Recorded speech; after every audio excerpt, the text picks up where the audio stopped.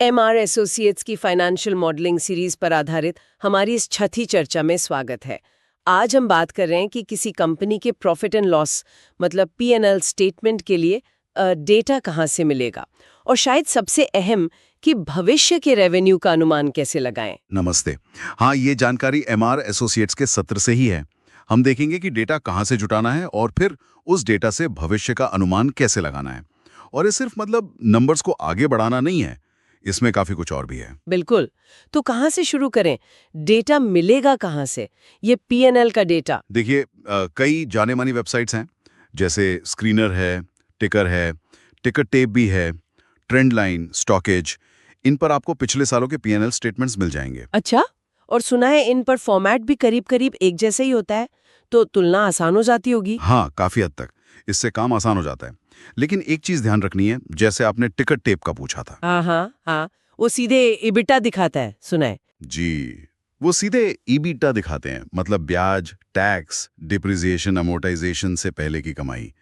अब अगर पूरी पीएनएल बनानी है तो सिर्फ ईबीटा से काम नहीं चलेगा, तो बाकी साइट्स शायद ज्यादा काम की हों। समझ गई। तो डेटा मिल गया मान लीजिए स्क्रीनर से, फिर उसे एक्सेल में डालना है। हाँ, एक्सेल में उसे ऑर्गेनाइज करना होता है। अक्सर दो हिस्से बनाते हैं। एक हिस्टोरिकल, मतलब पिछला डेटा, जैसे पिछले 5 साल 2020 से 24 तक। और दूसरा होता है अनुमानित, मतलब फोरकास्टेड, अगले 5 साल, जैसे 2025 से 29। ठीक है, वेबसाइट से कॉपी करके एक्सेल में पेस्ट करना तो चलो ठीक है, हो जाता है। पर असली काम तो शायद इसके बाद शुरू होता है, भविष्य का अनुमान लगाना।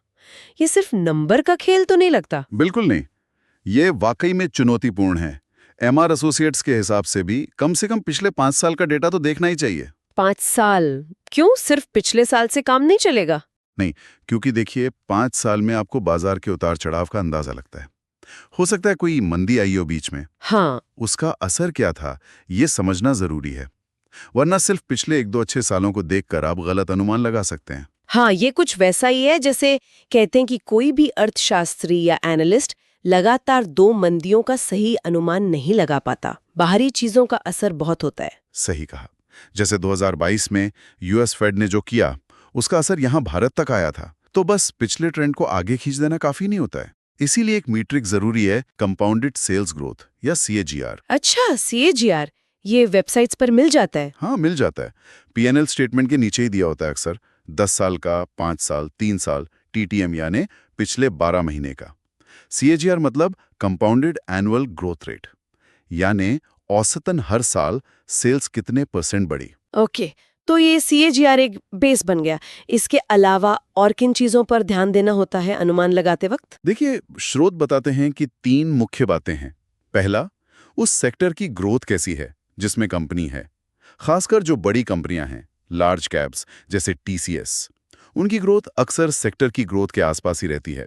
ठीक है, सेक्टर ग्रोथ। और दूसरा? दूसरा है कंपनी का अपना साइज, मतलब वो स्मॉल कैप है, मिड कैप है या लार्ज कैप। छोटी कंपनियों में ग्रोथ की गुंजाइश ज्यादा हो सकती है, पर हाँ, रिस्क भी ज्यादा होता है। और तीसरा? तीसरा हो गया इंडस्ट्री का टाइप।